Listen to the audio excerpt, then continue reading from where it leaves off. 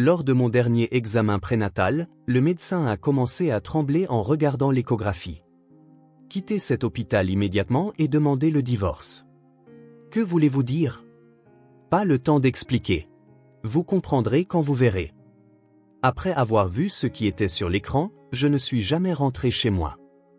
Avant de commencer l'histoire, n'oubliez pas de laisser un like et de vous abonner à la chaîne pour voir plus d'histoires comme celle-ci.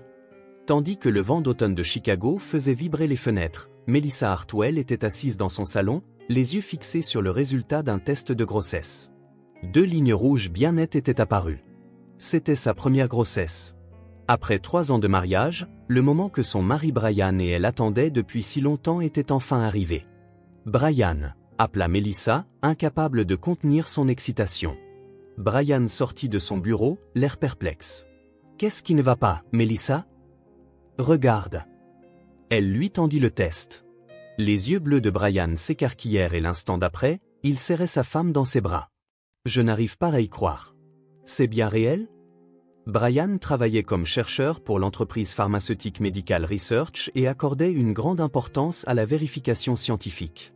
Mais à cet instant, il était submergé par une joie pure. « Nous n'en serons sûrs qu'après un examen approfondi chez le gynécologue, répondit Melissa d'une voix enjouée.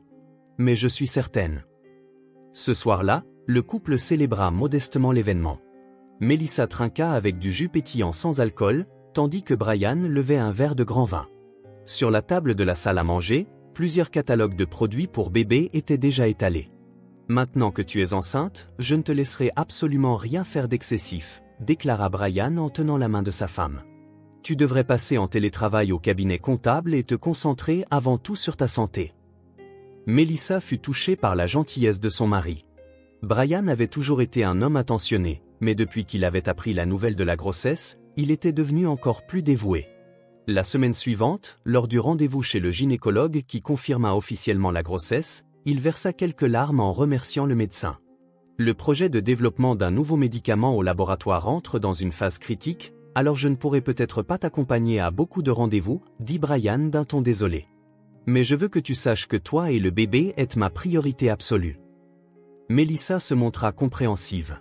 Elle comprenait parfaitement l'importance du travail de son mari, et ses gestes quotidiens prouvaient à quel point il chérissait leur famille. En rentrant à la maison, il avait pris l'habitude de poser sa main sur le ventre de Melissa et de parler au bébé. « Comment s'est passée ta journée ?» disait-il chaque soir à l'enfant dans son ventre. « Papa a hâte de te rencontrer. » Chaque fois que Melissa voyait son mari agir ainsi, elle se disait qu'elle avait eu une chance merveilleuse de l'épouser. Si Brian possédait le côté logique et calme typique d'un chercheur, il était aussi un homme qui témoignait un amour profond pour sa famille.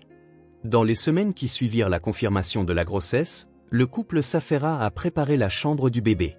Comme Melissa travaillait désormais de la maison, elle avait tout le temps en journée pour penser à l'aménagement et choisir des articles de puériculture. Brian, quant à lui, s'arrêtait systématiquement dans des magasins pour bébés après le travail et rentrait chaque soir avec une nouveauté. « Qu'est-ce que tu penses de ça ?» Un jour, il rapporta un adorable mobile. Le vendeur m'a dit que ces couleurs pastel conviendraient aussi bien à un garçon qu'à une fille. C'est magnifique, sourit Melissa. Cet enfant sera certainement heureux en naissant entouré de tant d'amour. Le week-end, ils prirent l'habitude de se promener dans le parc voisin. Lorsqu'ils croisaient des familles poussant des poussettes, ils se regardaient et souriaient instinctivement. Ces moments du quotidien leur semblaient plus précieux que tout. L'année prochaine à la même époque, nous nous promènerons aussi dans ce parc avec notre bébé, dit Brian en passant son bras autour des épaules de sa femme. Tu seras un père merveilleux, répondit Melissa, sincèrement convaincue. La gentillesse et le sens des responsabilités de son mari la rendaient confiante en leur avenir commun. Pendant les premières semaines suivant la confirmation de la grossesse, Melissa souffrit de fortes nausées matinales. Elle se réveillait avec une nausée immédiate et restait parfois des jours sans pouvoir rien manger. Voyant l'état de sa femme, Brian proposa de prendre en charge la cuisine. « Je vais considérer ça comme des expériences au laboratoire, » dit-il en plaisantant tout en achetant plusieurs livres sur la nutrition. « Je vais calculer précisément les nutriments nécessaires pendant la grossesse et créer les repas optimaux pour toi et le bébé. » La cuisine de Brian était en effet parfaitement équilibrée sur le plan nutritionnel. Il calculait minutieusement les teneurs en acide folique, fer, calcium et protéines, et imaginait des assaisonnements pour rendre les plats aussi faciles à manger que possible pour Melissa. Il lui concocta une série de menus doux pour son estomac fragilisé par les nausées, soupe au gingembre, crackers, smoothie banane yaourt. J'ai créé un graphique qui suit l'évolution de ton poids et les étapes de la croissance du bébé, expliqua Brian en lui montrant un tableau fait main. À ce rythme, ta prise de poids sera idéale. Melissa était reconnaissante de la méticulosité de son mari. Seule, elle aurait peut-être cédé à la difficulté des nausées et mangé n'importe comment. Grâce à l'approche scientifique de Brian, elle parvint à traverser cette période difficile. Vers le 4e mois de grossesse, les nausées matinales commencèrent à s'atténuer. L'appétit de Melissa revenant, Brian se montra encore plus enthousiaste en cuisine. Le week-end, ils faisaient les courses ensemble, déambulant dans les rayons pour choisir des aliments réputés bons pour le développement du bébé. Les légumes bio sont chers, mais rien n'est trop beau pour toi et le bébé, disait Brian en choisissant sans hésiter des ingrédients de haute qualité. Compte tenu des effets des engrais chimiques et des pesticides, je préfère opter pour des choix sûrs, même s'ils coûtent plus cher. À la même époque, Brian commença également à acheter des compléments alimentaires coûteux. Il sélectionna avec soin des produits couvrant tous les nutriments recommandés pendant la grossesse, vitamines prénatales, DHA et probiotiques. C'est le dernier produit dont m'a parlé un collègue du laboratoire, expliqua-t-il en tenant un flacon. Il contient des composants développés par une société pharmaceutique japonaise qui seraient efficaces pour le développement du cerveau et du système nerveux du fœtus. Melissa était émue par les soins attentionnés de son mari. Chaque matin, en prenant les compléments que Brian lui préparait, elle se sentait vraiment heureuse de l'avoir épousé. Au début du 2e trimestre, l'état de Melissa se stabilisa. Son ventre commença à s'arrondir visiblement et elle sentait les mouvements du fœtus. Chaque soir, Brian attendait avec impatience le moment de poser sa main sur son ventre pour sentir le bébé bouger. « Tu bouges avec énergie aujourd'hui », disait-il d'une voix pleine de tendresse. « Papa attend avec impatience le jour où il pourra te rencontrer. Je te prépare une chambre magnifique. » La préparation de la chambre du bébé avançait à grands pas. Fidèle à sa nature perfectionniste, Brian y installait un à un des équipements pensés pour la santé du bébé. Purificateur d'air, système de contrôle de la température, il choisit même un papier peint fait de matériaux naturels, sans aucune substance nocive. « Je veux offrir le meilleur environnement à notre enfant », disait Brian d'un air sérieux. « Pas seulement notre amour, je veux que l'environnement physique soit parfait lui aussi. » Après le 6e mois de grossesse, les visites de contrôle devinrent plus fréquentes. Cependant, le travail de Brian devenait de plus en plus prenant et il l'accompagnait de moins en moins. La raison était que son projet de développement d'un nouveau médicament entrait dans une phase cruciale. « Je suis vraiment désolé », s'excusait-il à plusieurs reprises. « Mais si ce projet réussit, ma position dans l'entreprise sera assurée. C'est aussi pour ton avenir et celui du bébé. » Melissa se montrait compréhensive. Elle savait que son mari travaillait dur en pensant à l'avenir de leur famille. Les résultats des examens étaient toujours bons et le bébé grandissait normalement. Bien qu'il lui soit pénible d'aller seul à l'hôpital, penser aux efforts de son mari l'aidait à supporter la situation. Au 3e trimestre, Brian rentrait encore plus tard. Il arrivait parfois près de minuit, mais il ne manquait jamais de poser sa main sur le ventre de Melissa et de parler au bébé. « Papa a encore beaucoup travaillé pour toi aujourd'hui. » Sa voix était fatiguée, mais remplie d'amour. « Je vais bientôt pouvoir te rencontrer. Papa a vraiment hâte. » Le week-end, Brian s'occupait de Melissa sans montrer le moindre signe de fatigue. Il lui faisait des massages, l'accompagnait dans ses promenades et se chargeait de toutes les courses nécessaires, se montrant encore plus prévenant qu'avant la grossesse. « Tu en fais déjà assez ?» lui disait-il doucement. « Je ferai tout ce que je peux, alors n'hésite surtout pas à me demander. » Le 9e mois de grossesse arriva, et les préparatifs pour la naissance entrèrent dans leur phase finale. Brian avait tout préparé avec la rigueur d'un chercheur. Liste de contacts de l'hôpital, valise pour la maternité, et même des manuels de conduite à tenir en cas d'urgence. Cependant, sa charge de travail ne faisait qu'augmenter. Il lui annonça avec regret qu'il ne pourrait pas l'accompagner à sa visite de contrôle du lendemain à cause d'une réunion importante. « Je suis vraiment désolé, mais après cette réunion, les choses vont se calmer un peu. Je serai absolument à tes côtés pour l'accouchement, » promit Brian en tenant la main de sa femme. Melissa hocha la tête. Arrivé à terme, le travail pouvait commencer à tout moment. Le jour de la visite de contrôle, un matin glacial de novembre, Melissa se rendit seule à l'hôpital. Brian avait préparé sa réunion importante jusque tard dans la nuit et était parti tôt au travail. Encore une visite seule aujourd'hui, pensa Melissa avec une pointe de solitude en conduisant. Durant sa grossesse, Brian n'avait pu l'accompagner qu'au tout premier rendez-vous. Bien qu'elle comprenne l'importance de son travail, à l'approche de l'accouchement, son désir d'avoir son mari à ses côtés s'intensifiait. La salle d'attente de l'hôpital était, comme d'habitude, remplie de nombreuses femmes enceintes. Melissa s'enregistra et s'assit pour attendre son tour. En regardant autour d'elle, elle remarqua que beaucoup de femmes étaient accompagnées de leur mari.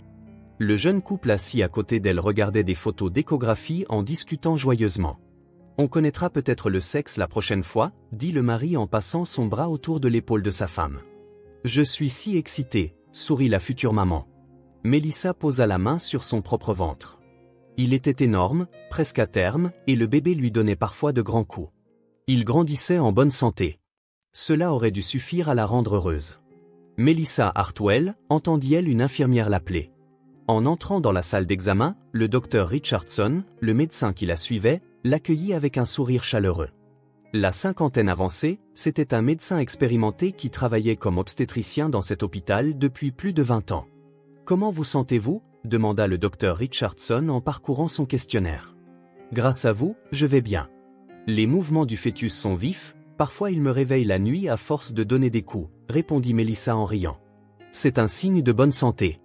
Allons-y pour l'échographie habituelle. Melissa s'allongea sur la table d'examen et souleva son haut pour découvrir son ventre.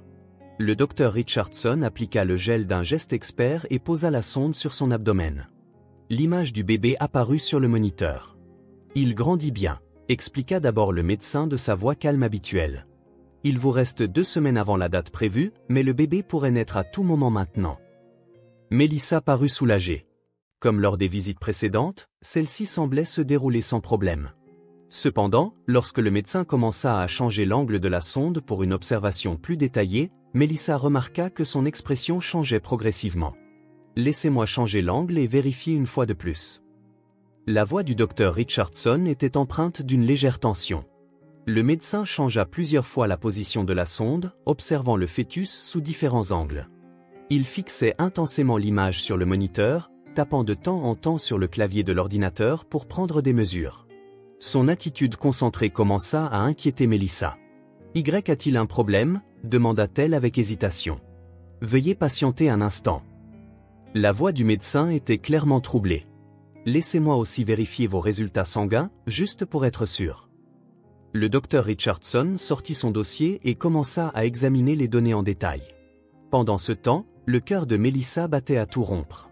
Jamais lors des examens précédents il n'avait passé autant de temps à tout vérifier. Elle pouvait voir les mains du médecin trembler légèrement. Pourquoi un médecin chevronné avec près de 30 ans d'expérience était-il si secoué?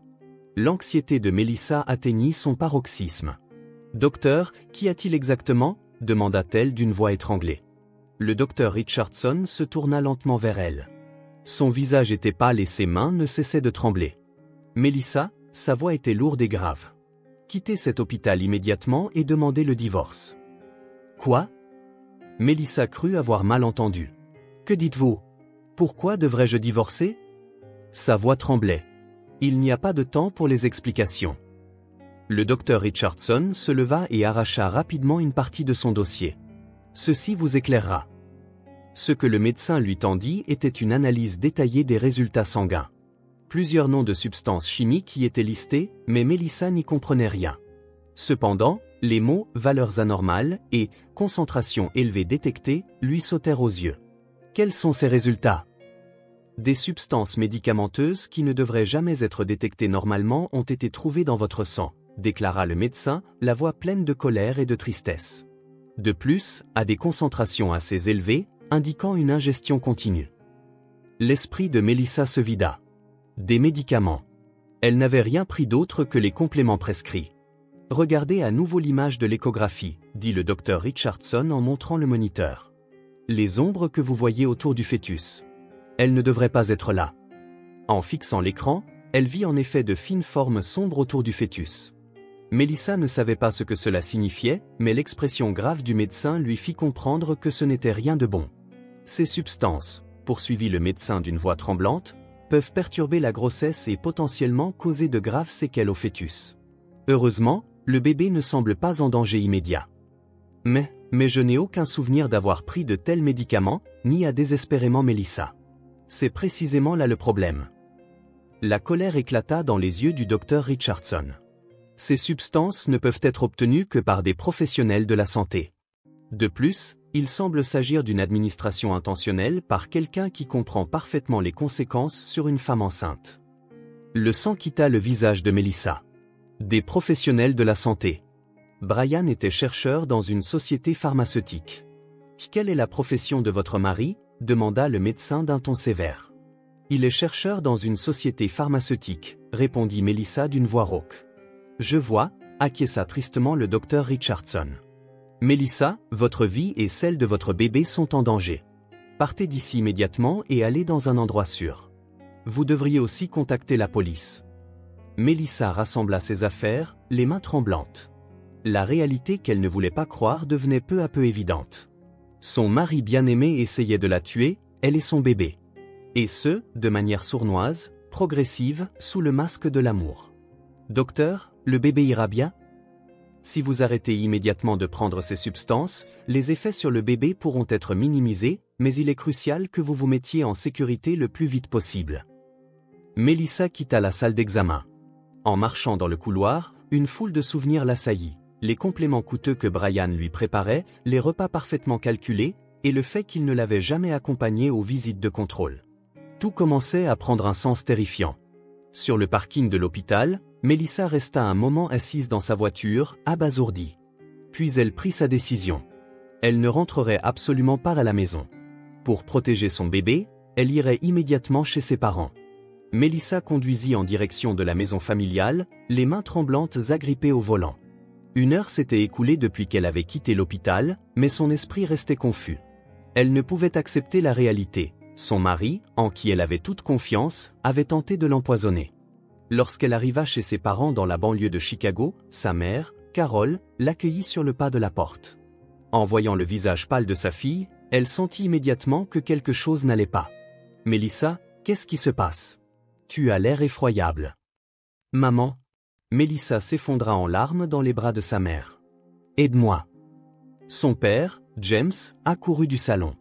Ancien officier de police, il comprit immédiatement la gravité de la situation en voyant l'état de sa fille. Que s'est-il passé ? La voix de James était calme, mais la colère brûlait dans ses yeux. Melissa raconta à ses parents ce qui s'était passé à l'hôpital, les résultats sanguins, les ombres anormales sur l'échographie, et le lien avec le travail de Brian dans une société pharmaceutique. Ses parents écoutèrent l'histoire de leur fille, abasourdis et sans voix. « Je ne peux pas le croire, » dit Carol en se couvrant la bouche. Il avait l'air d'un garçon si doux. Cette douceur n'était qu'une comédie, rétorqua James, le visage sombre. Melissa, reste ici cette nuit. Demain matin, à la 1re heure, je demanderai une enquête à un détective privé. Le lendemain, James contacta Mike Thompson, un détective privé qu'il connaissait depuis des années. Ancien agent du FBI, Mike était réputé pour son efficacité, traitant des affaires allant de l'adultère au crime d'entreprise. « C'est une urgence. La vie de ma fille est en danger, » expliqua James au téléphone. Mike commença immédiatement son enquête. Il se pencha d'abord sur les habitudes de Brian, entretien sur son lieu de travail, questions aux voisins, et surtout, une enquête sur ses antécédents. 3 jours plus tard, Mike apporta un rapport choquant. « James, préparez-vous, » dit Mike d'une voix lourde. Brian a une maîtresse depuis 2 ans. De plus, cette femme est elle aussi enceinte actuellement. Melissa, qui écoutait le rapport dans le salon de ses parents, eut une fois de plus du mal à accepter la réalité. La maîtresse s'appelle Amanda Cooper. Elle travaille également dans le domaine médical, comme Brian, poursuivit Mike en montrant des photos. Elle est enceinte de 5 mois. Cela signifie qu'elle est tombée enceinte alors que Melissa en était à 4 mois. « Pourquoi ?» demanda Melissa d'une voix rauque. « Pourquoi ferait-il une chose pareille ?» Mike ouvrit son dossier d'enquête. Une investigation plus approfondie révéla un fait encore plus terrifiant. Brian administrait intentionnellement à Melissa des médicaments contre la fertilité. « Des médicaments contre la fertilité ?» s'écria Carol, surprise. Plus précisément, des substances qui suppriment l'ovulation et rendent difficile le maintien de la grossesse. Cela inclut des médicaments expérimentaux en cours de développement dans son entreprise.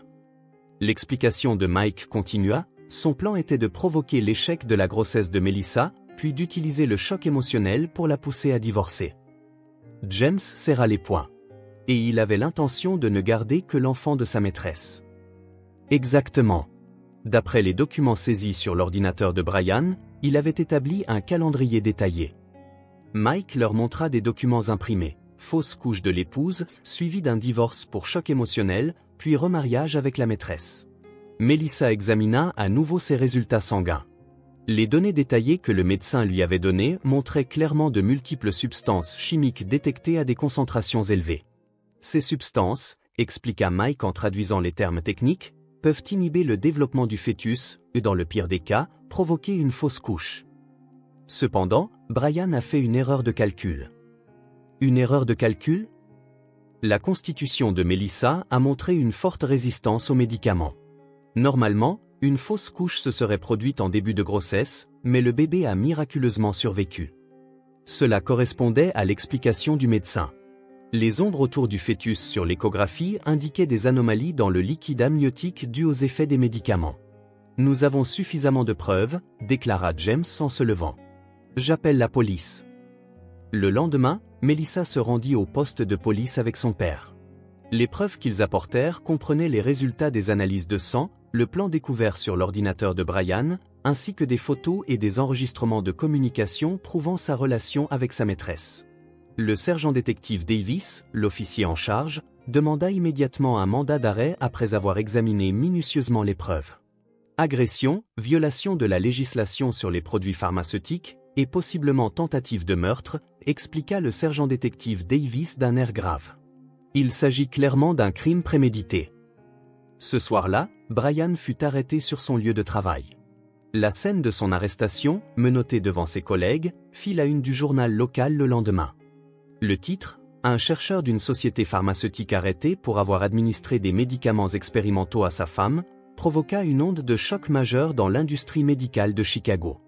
Medical Research licencia immédiatement Brian et suspendit tous les projets de recherche connexes. La crédibilité de l'entreprise fut irrémédiablement endommagée et le cours de ses actions chuta.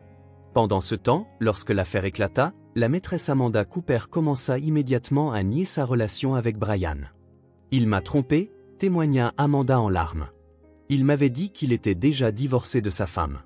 Je n'avais aucune idée qu'il faisait des choses aussi horribles. » Cependant, l'enquête révéla qu'Amanda connaissait également une partie du plan de Brian.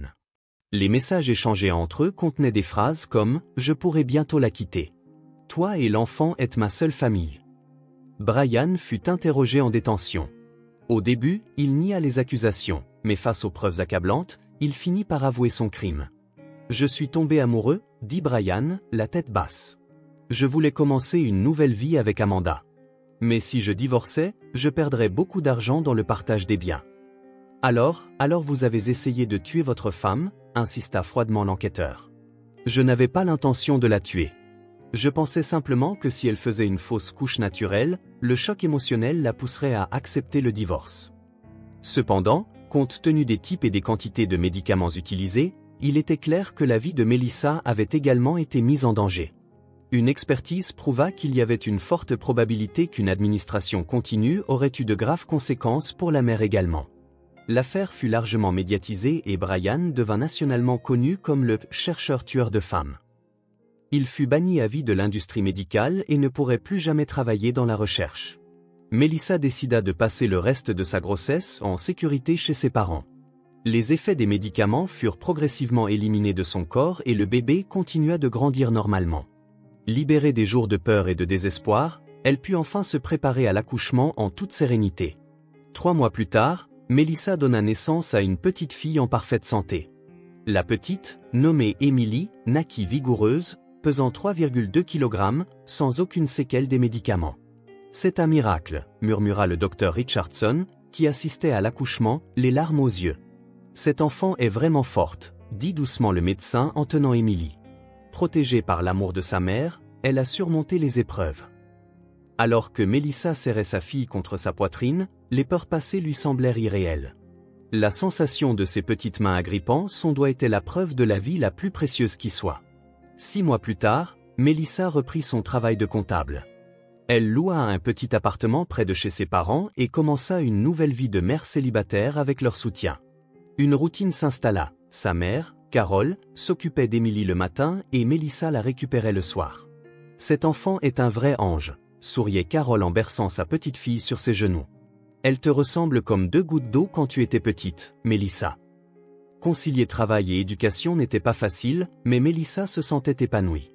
Bien qu'elle soit parfois épuisée par les tétées nocturnes, voir le sourire d'Emily valait tous les sacrifices. Pendant ce temps, la vie de Brian était complètement ruinée. Reconnu coupable d'agression et de violation de la législation pharmaceutique, il fut condamné à 5 ans de prison et purgeait actuellement sa peine dans une prison d'État. Licencié sur le champ de Medical Research, il fut banni à vie de l'industrie médicale. Toute son expérience fut effacée et il ne pourrait plus jamais travailler dans ce domaine. Sa maîtresse, Amanda Cooper, l'abandonna également dès que l'affaire éclata.